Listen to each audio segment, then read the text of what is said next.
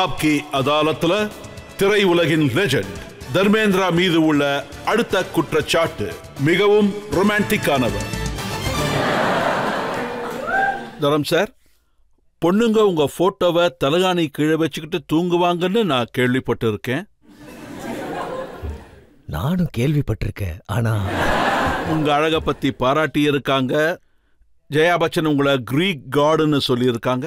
திலீப் குமார் மாதிரி ஒரு லெஜெண்ட் உங்களை ஹீமேன் மாதிரி அப்படின்னு சொல்லி இருக்காரு. எல்லாரும் பாராட்டுவாங்க. ஆனா நான் அத கேட்டதுக்கு அப்புறம் ரொம்ப பயந்துருவேன். அதாவது என் கால் வலுவடைஞ்சிரும். ஆனா எனக்கு என்ன தோணுதுன்னா, இவங்க சொல்ற மாதிரி எல்லாம் நான் தகுதியானவன் இல்ல. இப்படி ஒரு பேர் கிடைச்சிருக்குன்னா எப்படி தக்க வச்சுக்கிறது? இதெல்லாம் எனக்கு நேச்சுரலா வந்தது. நான் எதுவுமே பண்றது கிடையாது. நான் ரொம்ப சிம்பிளான ஆளு. அப்புறம் நான் ஒரு ஆம்பளை. அப்புறம் நான் விளையாட்டுத்தனமா இருக்கிறது கொஞ்சம்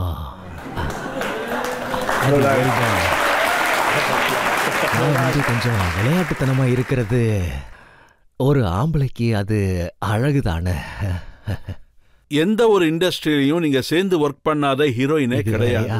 மீனா குமாரி, ஷர்மிளா டாகூர், மும்தாஜ், ஒரு பெரிய லிஸ்டே இருக்கு. ஜீனத் அமான். ஆமா. ஏதாவது பேரு விட்டு போச்சா? இன்னும் நிறைய இருக்காங்க. எனக்கு ஒருத்தர் லெட்டர் எழுதி அனுப்பியிருந்தாங்க. அதுல பாத்தீங்கன்னா, அதாவது ஐ ஒர்க் வித் 70 ஹீரோயின்ஸ். அப்படியா? அத லிஸ்ட் எழுத ஆரம்பிச்சா அதை நான் எல்லாத்தையும் மறந்துடுவேன். எனக்கு கொஞ்சம் ஞாபக மறதி. சோ எனக்கு இந்த மாதிரி ஞாபக மறதி. சோ இல்ல, அந்த லிஸ்ட்ல ஸ்ரீதேவியும் இருக்காங்க. ஆமா, ஸ்ரீதேவியும் தான். ஜீனத் அமான், ஜீனத், அப்புறம் டிம்பிள். உங்க ஹீரோயின்ஸ் கூட எல்லாம் உங்க பையன் சன்னியும் ஹீரோவா நடிச்சிருக்காரு. அது ஒரு காலம். வேற யாராவது இருந்தா கின்னஸ் புக்லயே இடம் பெற்றிருப்பாங்களோ என்னவோ. அப்பாவும் பிள்ளையும் ஒரே ஹீரோயின் கூட நிறைய படங்கள் பண்ணிக்கிட்டு இருக்காங்கல்ல. ஆனா எங்களோட கின்னஸ் புக்கு இதுதான். அந்த கினிபிக்ஸ் ஹீரோயின்ஸா இல்ல? இல்ல, அது அதாவது நான் என்ன சொல்ல வரேன்னா, அதுதான் என்ன பொறுத்த வரைக்கும் ஒரு சிம்பிளிசிட்டி இருக்கு. அப்படியே ரொம்ப ரொமான்டிக்கானவர். சிம்பிளிசிட்டினாலே ரொமான்ஸ் இருக்கதானே உணர்ச்சி உடையவ. அதுல ரொமான்ஸ் இருக்கதானே செய்யும். ஏன்னா உணர்ச்சி உடையவ. உங்க ஆரம்ப காலகட்டத்துல ஒரு படம், அந்த படத்தோட பேரு தில்பி தேரா ஹம்பி தேரே. ஆமா. ஓ, இதேதான் இப்பவும் கண்டினியூ ஆயிட்டு இருக்கா? पी शराब बेहिसाब, न रखा माशकों का हिसाब, संभाला किसे नहीं, गिरने किसे दिया, मुझे मिला मेरी वफाओं का सवाब.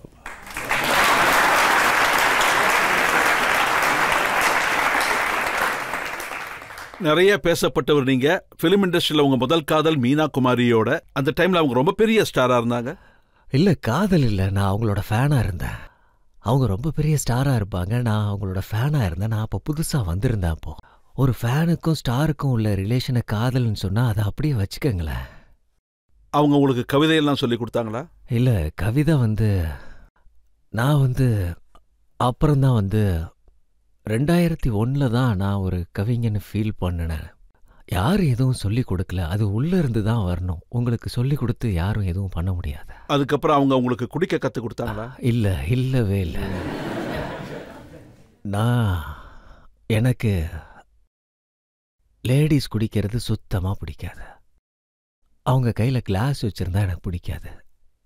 அது ஏன்னு சுத்தமா தெரியல.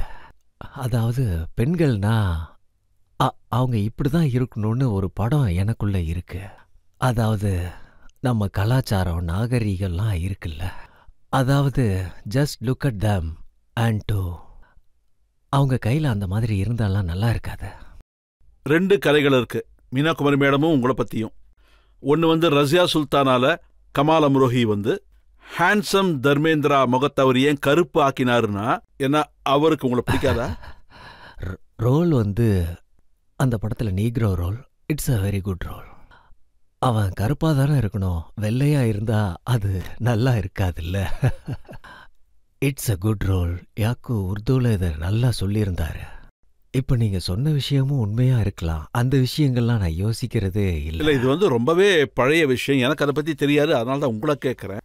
பாக்கிசால கமல் அமரோஹி உங்களுக்கு ரோல் கொடுக்காததுக்கு காரணம் அதுல மீனா குமாரி ஹீரோயின் இருந்ததுனால தானா?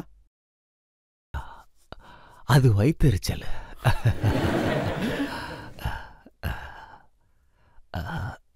அந்த டீட்டெயிலாம் போய் தெரிஞ்சுக்கிறதுனால அது அதோட சுவாரஸ்யம் எல்லாம் போயிரும்னு நினைக்கிறேன். யாரெல்லாம் ஹீரோயின்ஸா இருந்தாங்களோ, சைரா பானு, ஜீனத் அமான், மும்தாஜ், ரேகா, இன்னும் சொல்லுங்க. நீங்க ரொம்ப அதிகமா யாரோட படம் பண்ணிருக்கீங்க? மிகப்பெரிய ஹிட் யார் கூட? படம்லாம் பார்த்தா நான் ஹேமமாலினி கூட தான் பண்ணியிருக்கேன். 20லேருந்து 25 படம் பண்ணியிருப்பேன். எல்லாமே ஹிட், சூப்பர் ஹிட்டாக தான் போச்சு. அதிகமாக அவங்க கூட தான் ஒர்க் பண்ணியிருக்கேன். ஆனா நான் கேள்விப்பட்டது அவங்க கூட நீங்க படம் ஒர்க் பண்ணும்போது குறும்புத்தனம் அதிகமா இருக்குமாமே? இல்லை, குறும்புத்தனம்ன்றது எல்லார் கூடயும் தான் இருக்கும். அது நோட்டடான விஷயம் தானே. குறும்புத்தனம்ன்றது ஆக்டருக்குள்ள, அதாவது இந்த ஸ்வீட்டாக இருக்கிறது, ரொமான்டிக்காக இருக்கிறது, இந்த குறும்புத்தனம், எமோஷன், அழுகிறது, விளையாட்டுத்தனம், காம்ப்ரமைஸ், இதெல்லாம் இருந்தால் தான் நல்லா இருக்கும். இதெல்லாம் எனக்கு சின்ன வயசுல இருந்தே இருந்தது. வளர வளர அதுவும் வளர்ந்துட்டே போச்சு. ஸோ வளர வளர அதுவும் வளர்ந்துருச்சு. அந்த டைம்ல நியூஸ் பேப்பர்ல நியூஸ் வந்திருக்கு. அதுல என்ன எழுதியிருந்தாங்கன்னா, ரொம்ப சிரமத்துக்கு அப்புறம் தர்மேந்திராக்கு ஹேமமாலினி கிடைச்சிருக்காங்க. கிடைக்கிற விஷயம் சிரமப்பட்டு கிடைச்சாதான் அதோட அருமை தெரியும். சுலபமா கிடைச்சா நல்லாவா இருக்கும். அப்புறம் இன்னும் சில கதைகள் சொல்லப்படுது. நீங்க அவங்களோட செட்ல இருந்தீங்கன்னா அவங்க பேரண்ட்ஸ் அங்க வந்துருவாங்க அப்படின்னு சொன்னாங்க. காவல் காப்பாங்களாமே? ஒரு விஷயத்தை நம்ம அதிகமா ஆராய்ஞ்சா என்ன பொறுத்த வரைக்கும் ரஜித் சார் அதோட அழகு குறைஞ்சு போயிடும். जाती जिंदगी रहे पोशीदा, इसी में इसकी खुशनुमाई है. हो जाती है नीलाम चौराहे पर सरेआम जब जब आई है.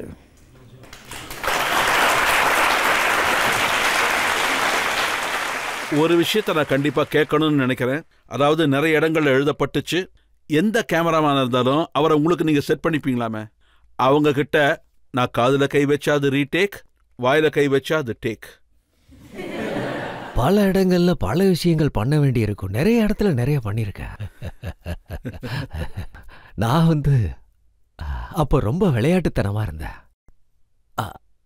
அதோட ஆனா ரொம்ப ஸ்வீட்டா தான் இருந்தேன். டேட்டி குறும்புத்தனம்லாம் பண்ண மாட்டேன்.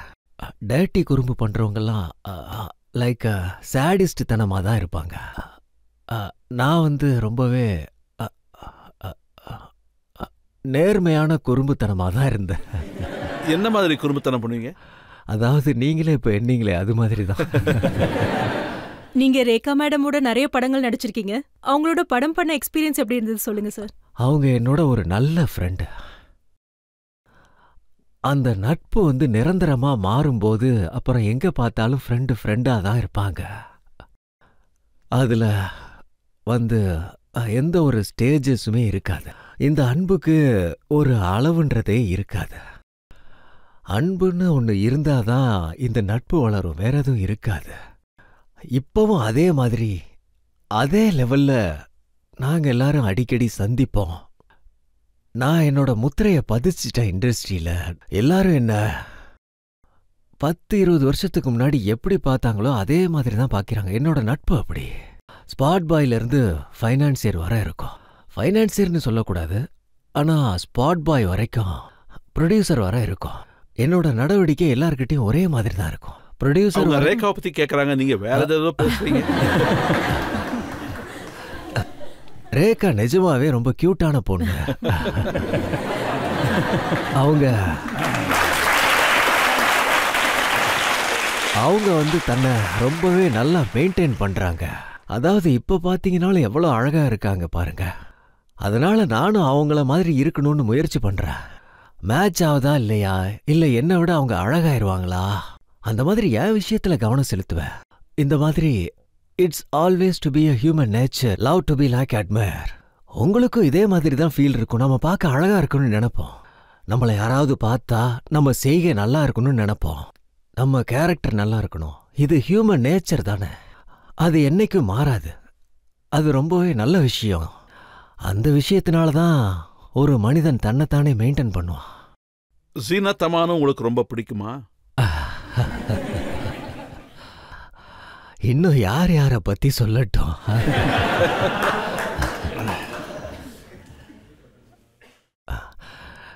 நீங்க என்ன ஓப்பன் புக் ஆக்கிருவீங்க போல. எல்லாரும் எனக்கு ஒரு நல்ல ஃப்ரெண்ட்ஸ், அவ்வளோதான். உண்மையிலேயே ஒரு நல்ல டைம் ஸ்பெண்ட் பண்ணியிருக்கோம் எல்லாரும். அதோட நான் ரொம்ப சந்தோஷமா இருக்கேன். மும்தாஜோடவும் உங்க ஜோடி பொறுத்த ரொம்ப நல்லா இருக்கும்னு சொன்னாங்க. மாமு பஜார் also great. She is a nice lady. இப்பெல்லாம் வானிலை ரொம்ப மோசமா இருக்கு, அதான். அப்ப ஏதோ எங்க காலம் ஓடிக்கிட்டு இருந்தது. வானிலை உண்மையிலேயே மோசமா மாறிடுமா? நீங்க ரொம்ப டைரக்டா வரீங்களே. நீங்க அதை எப்படி வேணாலும் கணிச்சுக்கலாம். ஒவ்வொரு குற்றத்தையும் கேட்டு தான் தெரிஞ்சுக்கணும்னா அப்புறம் பிடிக்கிறவங்க வந்து கண்டிப்பா தேடி கண்டுபிடிச்சிருவாங்க. குற்றம் சாட்டப்பட்டவர்கிட்ட சொல்லாமலே நீங்க என்ன தாராளமா அரெஸ்ட் பண்ணலாம். உங்களை மக்கள் தங்களோட அன்பால எப்போ அரெஸ்ட் பண்ணிட்டாங்க? அது உண்மைதான். அந்த அரெஸ்டுக்காக நான் மனசார நன்றி கடன் பட்டிருக்கேன். நான் எப்பவும் அரெஸ்ட் ஆக விரும்புறேன்.